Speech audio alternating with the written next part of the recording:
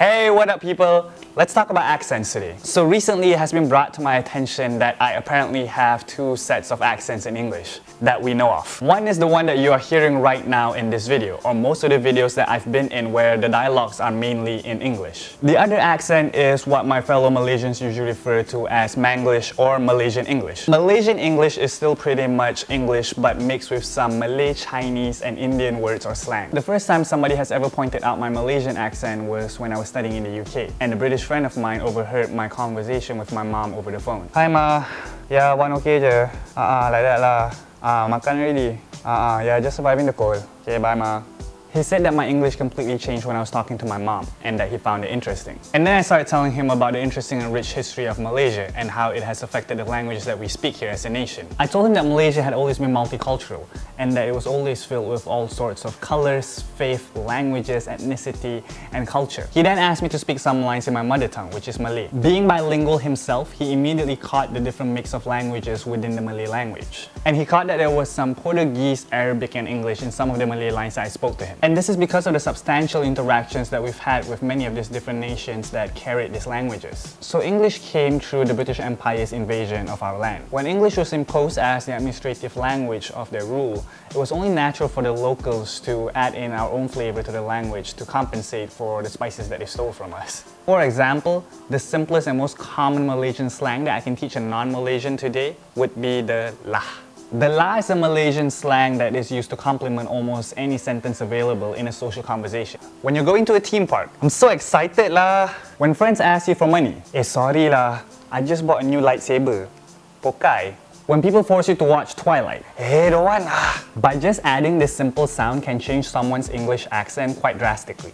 A lot of my friends from Europe, Africa, America, and other parts of Asia would naturally sound more Malaysian, especially when they add slangs like lah into their sentences when speaking. Manglish or Malaysian English is one of those things in the world that is a product of both the East and the West, and I'm very proud to be a part of it. Now, the English that you hear me speaking here is usually under the assumption that I'm speaking to an audience that only speaks English. The reason why I sound like this is primarily because of where I learned my English from.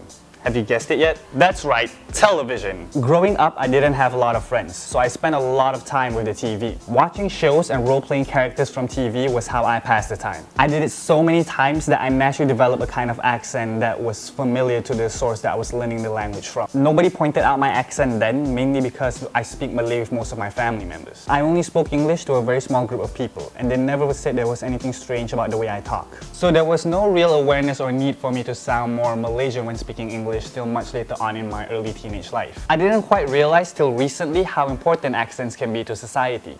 Accents can play quite an important role in identifying one's social status, place of origin, education level, and etc. So I would imagine if somebody were to have multiple accents, it can be quite confusing for some people. It is rather unfortunate that some of you were slightly put off by my American-ish accent in my video, and in the future there may or may not be more people who feel that way as well. But considering how rich in culture a country like Malaysia is, I think it has put me in quite a unique position to quote-unquote have multiple accents. Just like Manglish, I like to think of myself as a product of both the East and the West. You can't deny our colonial history, no matter how much you want to. So English will always be a big part of my identity no matter what. And I think embracing my roots is such an important part of my identity as well. The content that I'm making and aspire to create will have all these different elements of who I am, where I came from, and where I'm heading. I've also always hoped that my audience will reach beyond the waters of my homeland. Like myself, my work is far from perfect, but I do hope that people understand that I am as proud of my Manglish as I am with my TV English. And I will definitely work towards building more content in the future that will incorporate both accents as my knowledge, skills, and character improves. And that's all I got for today. Have a good one, ladies and gentlemen.